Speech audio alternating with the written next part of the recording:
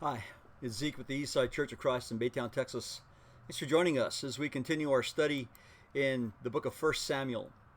Today we're going to look at 1 Samuel chapter 2, verses 12 through 36. But before we get there, let's just quickly do a recap of what we've been looking at so far. We had covered the first chapter of 1 Samuel, and also part of chapter 2 as well.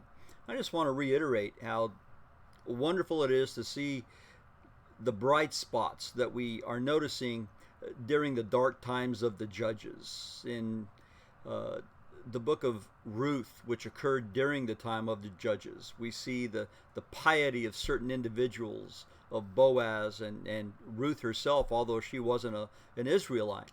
And here in the book of 1 Samuel, that takes place toward the end of that time of the judges, we again see genuine devotion to God in the family of Elkanah, his wife Hannah, and we see especially in Hannah her willingness to give back to God a child if he would bless her with one. And of course we saw that in chapter 1. She had poured her heart out to God to receive a child, and God answered her prayer. And true to her word, she did. She delivered him to the priest Eli in Shiloh and dedicated him to God. But not every kid that grows up in a godly atmosphere is necessarily going to follow that path. We're going to read today about the sons of Eli and how they are a glaring example of selfishness and sin, all while supposedly doing the work of God. They were priests themselves, serving at the tabernacle at the community worship center at Shiloh. And just as God had remembered individuals and families for good, as we had read in chapter 1, well, he also remembers individuals and families who dishonor him. And we're going to see some of that condemnation come out in 1 Samuel chapter 2. So let's read, first of all, about the sins of the sons of Eli. In 1 Samuel chapter 2, as we continue in verse 12, it says, "Now the sons of Eli were worthless men. They did not know Yahweh and the customs of the priests with the people. When any man was offering a sacrifice, the priest's servant would come while the meat was boiling with a three-pronged fork in his hand. Then he would thrust it into the pan or kettle or cauldron or pot. All that the fork brought up, the priest would take for himself. Thus they did in Shiloh to all the Israelites who came there. Also, before they burned the fat, the priest's servant would come and say to the man who was sacrificing, 'Give the priest meat for roasting, as he will not take boiled meat from you, only raw.' And if the man said to him, 'They must surely burn the fat first, and then take as much as you desire,' then he would say, 'No, but you shall give it to me now, and if not, I will take it by force.' Thus the sin of the young men was very great before Yahweh, for the men despised the offering of Yahweh." If you go down a little further to verse 22, it tells us that now Eli was very old, and he heard all that his sons were doing to all Israel, and how they lay with the women who served at the doorway of the tent of meeting. Now, in verse 12, it's very telling that we're reminded that that Hophni and Phinehas, the sons of Eli, were worthless men. The term is literally sons of Belial.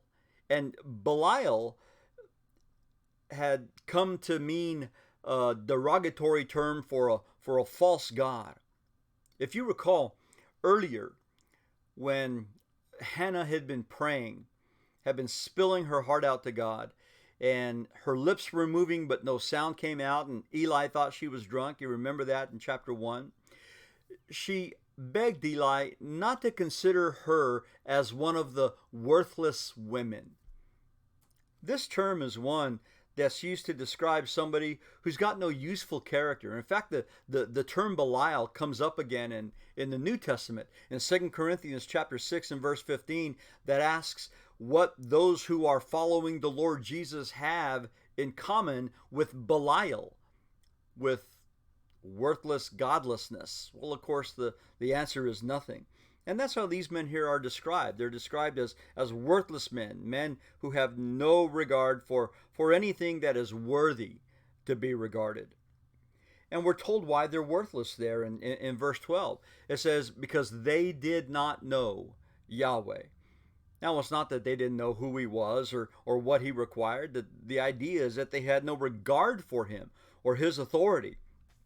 Clearly, the customs, as you recall there in verse 13, the customs at Shiloh concerning the meat of the sacrifices depart from God's revealed will in the law. We won't take time to go there, but I'll just give you a place to look at later on. Leviticus chapter 7 spells out the procedure for the sacrifices that are offered, what goes to God, and what the priests get to keep for themselves. And Shiloh, even though this is a place that is dedicated to the worship of God, seems in a way to symbolize everything that was wrong with the period of the Judges.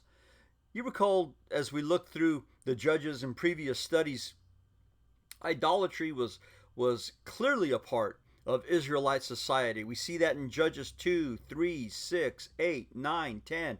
Several chapters where idolatry is blatantly celebrated. But in the events and the descriptions of Shiloh that's provided here for us, it's clear that even worship that's given to God, to Yahweh himself, at this holy central sanctuary, this worship center, had become corrupt.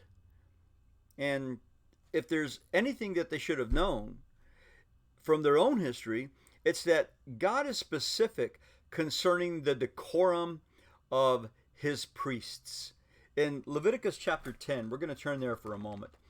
In Leviticus chapter 10, we have the account of another man's two sons, the sons of Aaron. In Leviticus chapter 10, we're told about those men who apparently also themselves had little regard for God's way, even though they were his priests as well. In Leviticus 10, we're going to begin in verse 1. Leviticus 10 and in verse 1. It says, now Nadab and Abihu, the sons of Aaron. Now who's Aaron? Aaron is not just a priest, he's the priest, the high priest. They took their respective fire pans, and after putting fire in them, they placed incense on it and offered strange fire before Yahweh. Now, if you've got another version, I think the NIV translates that as unauthorized fire. Well, that's a good term for it, because that's exactly what it was. It says, which he had not commanded them. And fire came out from the presence of Yahweh and consumed them, and they died before Yahweh. Then Moses said to Aaron, it is what Yahweh spoke, saying, by those who come near me, I will be treated as holy, and before all the people, I will be honored. So Aaron kept silent. Aaron knew that his sons had done wrong, and I'm sure that Eli also knows that his sons are doing wrong, because in a moment, we're going to read about the reports that he gets. What I want to stress to us is that these are men who knew God's will. Not just Nadab and Abihu in Leviticus 10, but also Hophni and Phinehas, the sons of Eli, here in 1 Samuel chapter 2. They knew God's will. They knew what they were supposed to be doing as priests. But they didn't care. They did what they wanted. And so their sins are detailed for us. First of all, they sin against God. In verses 13 through 16 of 1 Samuel chapter 2, we're told about how they would take what they thought was their share, what they commanded was their share, from the sacrificial offerings. It says they did it in verse 15, before they burned the fat. Now, just as there were procedures in place in God's law concerning the portions for the priests, there was also important instruction concerning the timing of when those portions could be taken. The implication here is that they were taking their share before God received his share. And furthermore, we're told that they were consuming the fat from the sacrificial animals, something that is explicitly prohibited in the law. That's in Leviticus chapter 7 and verses 22 through 26. So they sinned against God with impunity. And not only that, but they sinned against their fellow man or their fellow women. In verse 22, it says that Eli had heard how they lay with the women who served at the doorway of the tent of meeting. Now in Exodus 38, verse 8, there's a mention there of women who served at the tabernacle. Obviously, pious women who were engaged in some kind of holy duties. Things, of course, that they would do things that they were allowed to do. There were certain duties that only Levite men and Levite priests could do. But apparently they were pious women who were able to do some service at the tabernacle. Now, while the text that we just looked at in 1 Samuel 2, verse 22, doesn't specify, it may be that some of these women were married. It may be that Hophni and Phinehas themselves were married and didn't care. They not only took what they wanted from the sacrificial offerings that were supposed to be God's portion, they took what they wanted from relationships that belonged to others. So they sinned against God, they sinned against man. And so their sins were complete in that regard. In Leviticus chapter 22, in verses 2 and 32, God said, "Tell Aaron and his sons to be careful with the holy gifts of the sons of Israel, which they dedicate to me, so as not to profane my holy name. You shall not profane my holy name, but I will be sanctified among the sins of Israel." So concerning the instruction for priests, in Leviticus 22, God says, act right before me and act right before your fellow men. Well, Hophni and Phinehas, the sons of Eli, they did neither. And so we see the ineffectiveness of Eli. Back in 1 Samuel chapter 2, let's continue reading in verse 22. It says, "Now Eli was very old, and he heard all that his sons were doing to all Israel, and how they lay with the women who served at the doorway of the tent of meeting. He said to them, 'Why do you do such things, the evil things that I hear from all these people? No, my sons, for the report is not good which I hear Yahweh's people circulating. If one man sins against another, God will mediate for him. But if a man sins against Yahweh, who can intercede for him?' But they would not listen to the voice of their father, for Yahweh desired to put them to death." Now it's obvious here that the report that Eli was hearing was not a one-time thing. This is not a one-time report. The implication is that this is something that he kept hearing. He kept hearing about his son's abuses. The reports were regular and they were widespread. In verse 24, he says, "The report is not good which I hear Yahweh's people circulating." In fact, we're told in verse 22 that they were doing these things to all Israel. It was an affront not only against God, but against everybody, against the entire community. Everybody knew about it. These reports reached Eli's ears, and we get the idea that Eli was powerless to stop them. And there are some reasons for that, perhaps. One is perhaps because he had neglected to do his duty. Back in Deuteronomy chapter 6, go there with me. In Deuteronomy chapter 6. In Deuteronomy 6 and in verse 7. Through Moses, God told the people, "You shall teach your children diligently, and you shall talk of them concerning his law, when you sit in your house, and when you walk by the way, when you lie down, and when you rise up. You shall bind them as a sign on your hand, and they shall be as frontals on your forehead. You shall write them on the doorposts of your house and on your gates." Now, certainly Eli himself was a priest. But we get the idea that his sons didn't grow up with the same kind of piety that Eli himself might have had. Maybe we also get the idea that he was unwilling to be more firm than merely offering the gentle rebuke that he did. You recall back in 1 Samuel chapter 2, he says, no, it's not good, the things that I'm hearing. Well, there was opportunity in the law for parents to be a lot more forceful concerning the action they would take against disrespectful and disobedient children. In Deuteronomy chapter 21, let's go there together. in Deuteronomy chapter 21. In Deuteronomy 21, beginning in verse 18, we read, "If any man has a stubborn and rebellious son who will not obey his father or his mother, and when they chastise him, he will not even listen to them, then his father and mother shall seize him and bring him out to the elders of his city at the gateway of his hometown. They shall say to the elders of his city, this son of ours is stubborn and rebellious. He will not obey us. He's a glutton and a drunkard. Then all the men of his city will stone him to death. So you shall remove the evil from your midst, and all Israel will hear of it and fear." Now, I'm not saying that perhaps Eli should have gone that far to actually have his sons killed, but if he would have let them know that he was willing to go that far because he was more willing to be faithful to God than to put his sons above God, we're going to see where that's a problem, then perhaps they would have been scared straight in a way. After all, they were God's priests.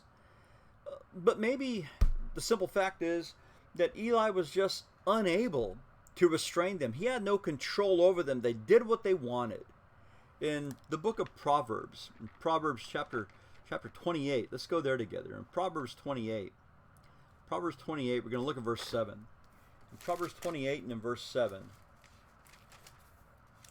we read, "He who keeps the law is a discerning son, but he who is a companion of gluttons humiliates his father." Can you imagine how Eli must have felt when he got these reports from people? After all, he was the priest. He was the one who would tell other people how to do their duty towards God, but he couldn't even control his own sons. His sons were getting away with terrible, terrible crimes against God and against humanity. Can you just imagine how embarrassed and humiliated Eli must have felt, knowing that he couldn't even control his own sons? How little his, or at least how greatly his influence must have been impacted by the evil behavior of his sons. And when we go back to 1 Samuel chapter 2, Eli uses a reasonable argument to try to constrain them. In verse 25 of 1 Samuel 2, he says that God is there to mediate between man and man. Whenever there's a dispute, God will help that. But if you sin against God, who is there to help you? Of course, the obvious answer is nobody. When you sin against God, there is no hope. But we're told in that very same verse that they would not listen.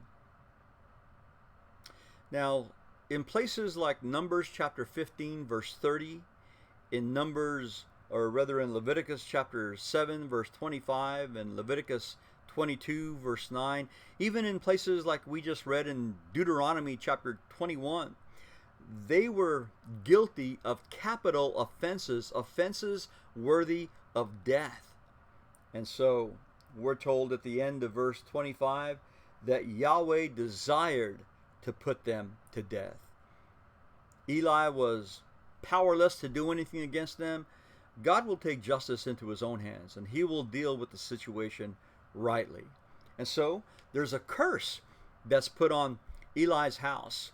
In 1 Samuel chapter 2 and verse 27, it tells us, "Then a man of God came to Eli and said to him, Thus says Yahweh, did I not indeed reveal myself to the house of your father when they were in Egypt in bondage to Pharaoh's house? Did I not choose them from all the tribes of Israel to be my priests, to go up to my altar, to burn incense, to carry an ephod before me? And did I not give to the house of your father all the fire offerings of the sons of Israel? Why do you kick at my sacrifice, and at my offering which I have commanded in my dwelling, and honor your sons above me, by making yourselves fat with the choicest of every offering of my people Israel? Therefore, Yahweh God of Israel declares, I did indeed say that your house and the house of your father should walk before me forever. But now, Yahweh declares, far be it from me. For those who honor me, I will honor, and those who despise me will be lightly esteemed. Behold, the days are coming when I will break your strength and the strength of your father's house, so that there will not be an old man in your house. You will see the distress of my dwelling, in spite of all the good that I do for Israel, and an old man will not be in your house forever. Yet I will not cut off every man of yours from my altar, so that your eyes will fail from weeping and your soul grieve, and all the increase of your house will die in the prime of life. This will be the sign to you, which will come concerning your two sons, Hophni and Phinehas. On the same day, both of them will die. But I will raise up for myself a faithful priest, who will do according to what is in my heart and in my soul, and I will build him an enduring house, and he will walk before my anointed always. Everyone who is left in your house will come and bow down to him for a piece of silver or a loaf of bread and say, please assign me to one of the priest's offices so that I may eat a piece of bread. Now, this unnamed man of God just abruptly appears and he voices this ominous announcement to Eli and his house. And though it was his sons, specifically that when we've been reading about who sinned, Eli would have to bear his own responsibility, his own culpability in what had happened. Look at verse 29. In verse 29, God talks about kicking against, why do you, he tells Eli, kick at my sacrifice? He disregarded, by allowing his sons, he disregarded God's law for sacrifice. Notice also what we see in verse 29. He says, you honor your sons above me. Wow. That's about as cutting a remark as you could possibly get.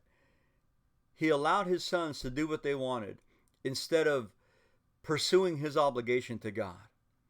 And finally, he participated apparently in the feasting of the defiled meat there in verse 29. He says, why do you do this? At the end of that verse, by making yourselves fat with the choicest of every offering of my people Israel. The indication is that Eli himself was guilty of eating the food that his sons were taking by their criminal behavior at the tabernacle. And so God pronounces that there are going to be some consequences, both short-term and long-term. First, he tells Eli that he would see distress. There in verse 32, he says, you will see the distress of my dwelling. And certainly, Eli sees that. If we go over to chapter 4 of 1 Samuel, we see where it's fulfilled in verse 17. It says, the one who brought the news concerning war between the Philistines and Israel and the things that the Philistines did against Israel. Notice what they say.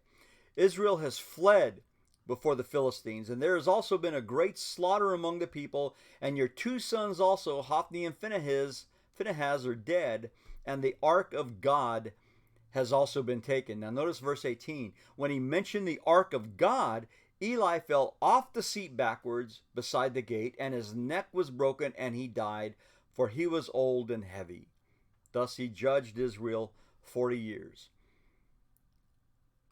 When Eli heard not only that his sons were dead, but especially when he heard that the ark of God, the most sacred relic among Israel, had been taken by the godless Philistines, perhaps that was the distress that God promised that he would see.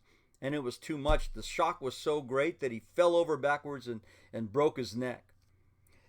Back in 1 Samuel chapter 2, God promised that his sons, Eli's sons, would die on the same day. In verse 34, this will be the sign to you, which will come concerning your two sons, Hophni and Phinehas, on the same day, both of them will die. Well, we just read that back in 1 Samuel chapter 4, verse 17. But look at verse 11. It says, the ark of God was taken, and the two sons of Eli, Hophni and Phinehas, died. Now, the specific mention of them is so that we could know that God's promise or his warning to Eli certainly was fulfilled. But back in 1 Samuel chapter 2, we see something else. We see another warning here, or rather we see another prediction of what's going to happen. The fact that the lineage would be removed, the priestly lineage of Eli would be removed from the priesthood. In verse 31, He says, behold, the days are coming when I will break your strength and the strength of your father's house, so that there will not be an old man in your house. In verse 33, yet I will not cut off every man of yours from my altar, so that your eyes will fail from weeping and the soul grieve, and all the increase of your house will die in the prime of life. Now God is promising that there is death that's going to be dealt to Eli's house. But I want you to notice what God had prefaced this with through this unnamed man of God. When you go back up to verse 28, God asked, did I not choose from among all the tribes of Israel to be my priests, to go up to my altar, to burn incense, to carry an ephod before me? And did I not give to the house of your father all the fire offerings of the sons of Israel? What God is doing is he is reminding Eli of the supreme privilege of serving God in the tabernacle. How that service of God, remember before in the book of Leviticus, they didn't get any land because God himself was their inheritance. The service of God was to be their reward. And we read in 1 Kings chapter 2 that there is indeed a change in the priestly lineup. In fact, let's just go there together. 1 Kings chapter 22. 1 Kings 22. In 1 Kings chapter 22, I'm sorry, 1 Kings 2. 1 Kings 2 and verse 27. 1 Kings 2 and in verse 27.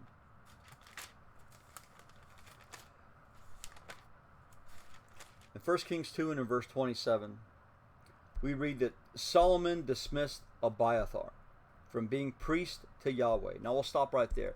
Abiathar was obviously from the genealogy or from the lineage of Eli. Now Eli himself was not from Eleazar, the son of Aaron's lineage. He was from another son, Ithamar.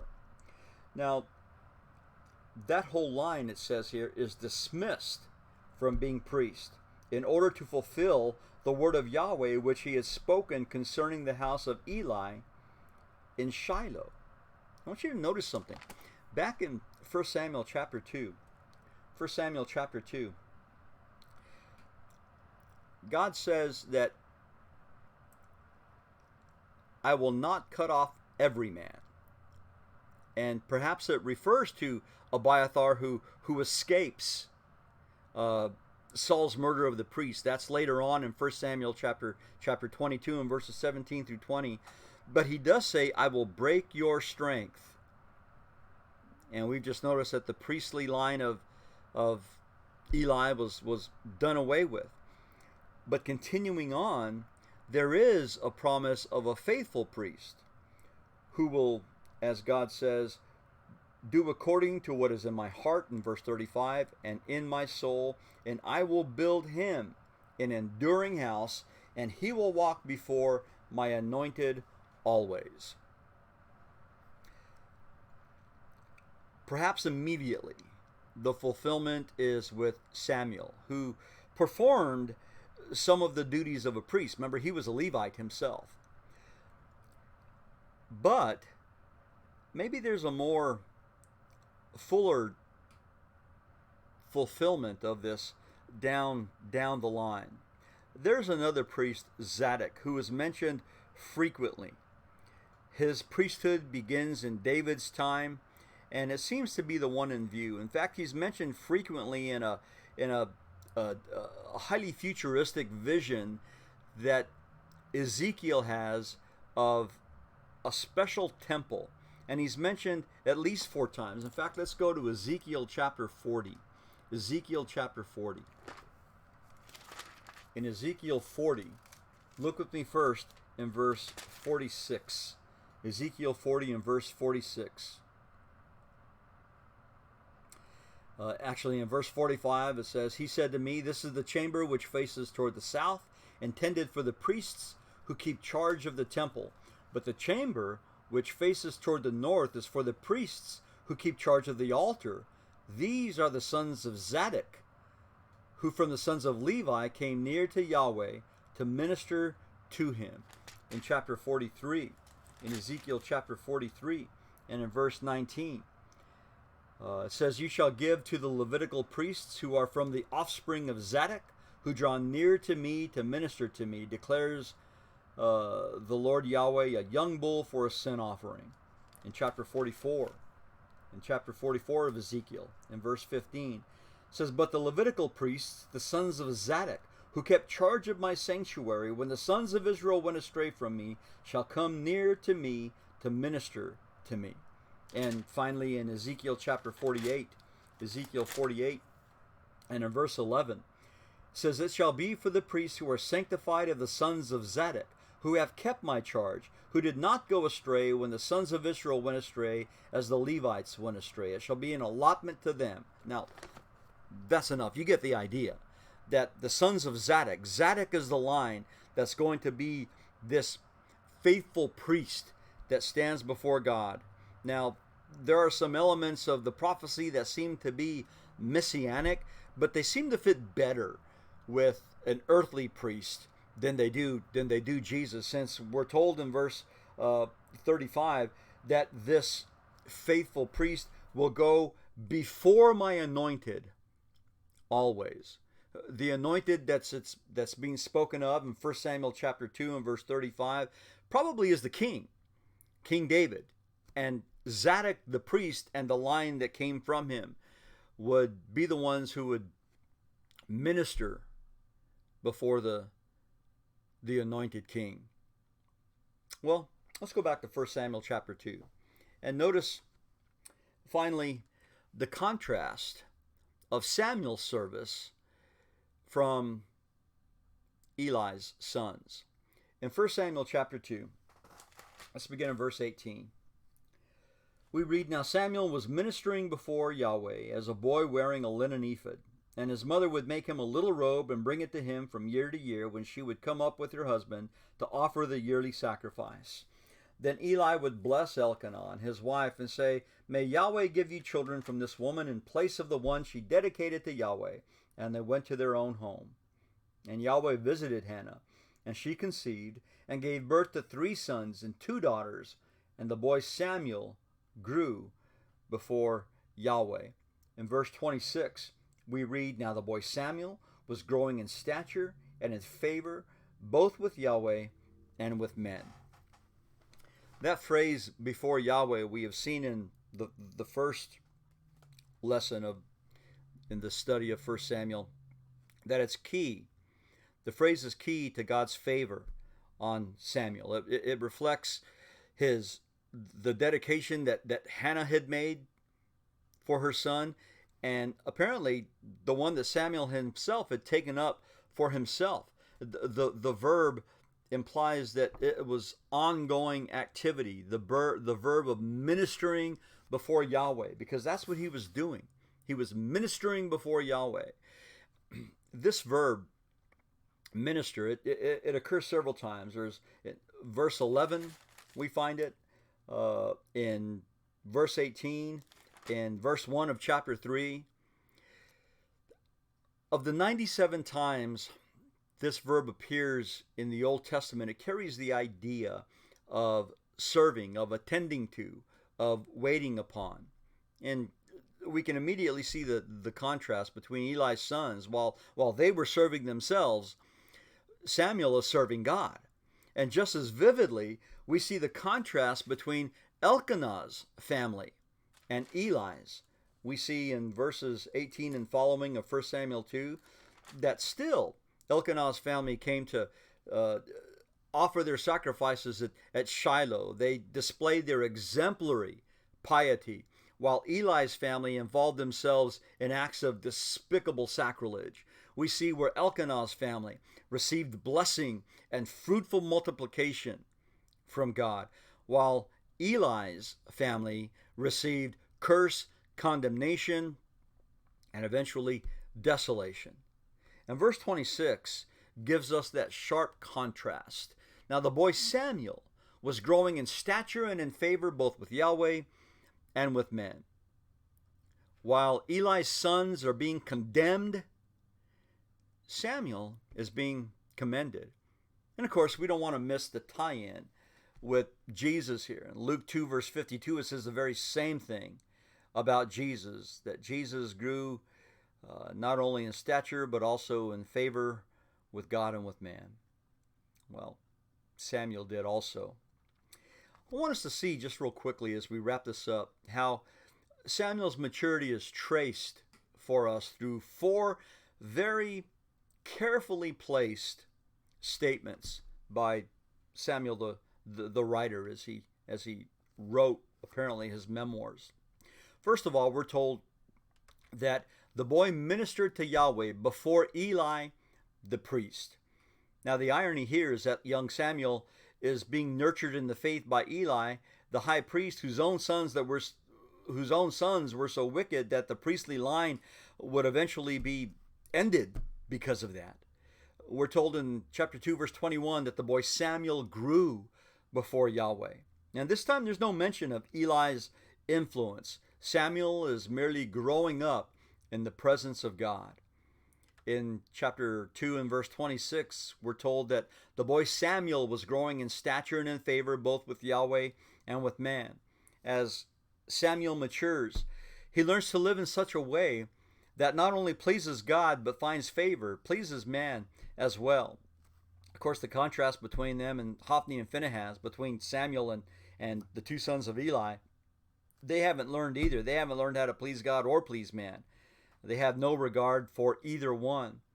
And finally, in chapter 3 and in verse 19, we haven't read that, but this is what it says. Thus Samuel grew, and Yahweh was with him, and let none of his words fail. Well, this highlights the continued faithfulness of Samuel as he fulfills his dedication. Now, next time, we're going to look at the transition between Eli and Samuel's leadership. But as we wrap this up, I'd just like for us to consider for a moment some of the lessons that are here for us as parents. We've already seen examples of good parenting in Elkanah and Hannah. Folks who want to raise their children with love and respect and devotion for God. And we've seen the parenting of somebody like Eli, who in spite of whatever his best intentions might have been, just didn't have the kind of power or influence over his sons that perhaps he could have been. And it's a sad thing. Maybe the lessons are simple. Start early and be consistent in the lessons that you teach your children. Well, thanks for joining us today. I hope you join us for the next lesson as we consider the transition of power from Eli to Samuel. We'll see you next time. Thanks.